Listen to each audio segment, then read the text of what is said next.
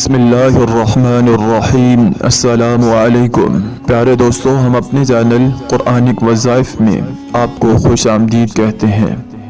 ہم امید کرتے ہیں کہ آپ خیریت سے ہوں گے، اور ہماری دعا ہے کہ اللہ پاک آپ کو خیر و عافیت سے رکھے۔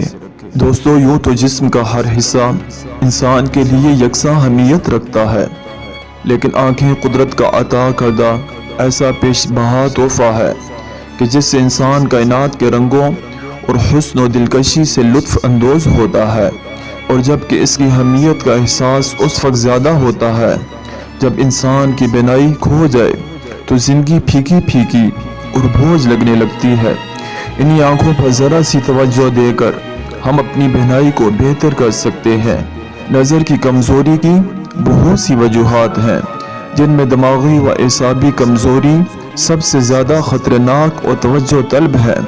خوراک پر توجہ دے کر اور ضروری غذائی اجزاء کے حصول کے ذریعے نظر کی کمزوری کے عارضے سے بچا جا سکتا ہے۔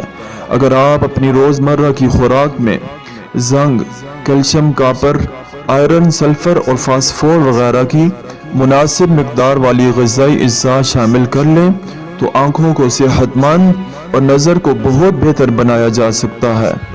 آج کے اس دور میں کمپیوٹر اور موبائل کا زیادہ استعمال بھی نظر کی کمزوری کا باعث بنتا ہے۔ آنکھوں سے مسلسل پانی بہنا، ذہنی دباؤ کا ہونا اور اینک کا لگ جانا، اگر ان پریشان کن حالات سے آپ گزر رہے ہیں تو ان تدابیر پر بھی ضرور عمل کریں۔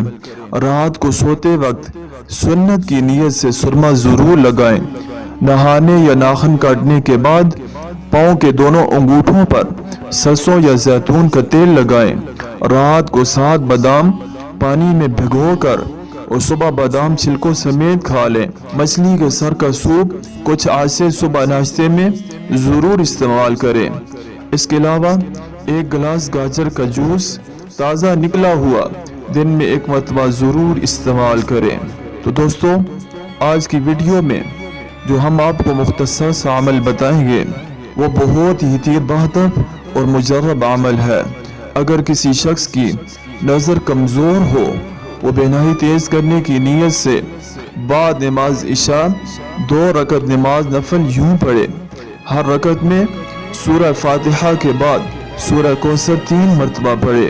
بعد سلام کے ساتھ سجدے میں رکھ کر یہ دعا پڑھے: متعنی بسمعی و بصری واجعلہ الوارث منی۔ روزانہ یہ نفل پڑھنے سے اللہ تعالیٰ اس شخص کی نگاہ کی روشنی کو اس قدر کر دے گا کہ تمام عمر اسے ضعیف بصارت کی تکلیف نہ ہوگی۔ اگر ان اعمال کو خلوص دل سے کریں گے، انشاءاللہ العزیز آپ کی ہر پریشانی دور ہو جائے گی۔ اب آپ سے اجازت چاہیں گے، اپنا ڈھیر سارا خیال رکھیے گا۔ اللہ نگہبان۔ السلام علیکم ورحمۃ اللہ۔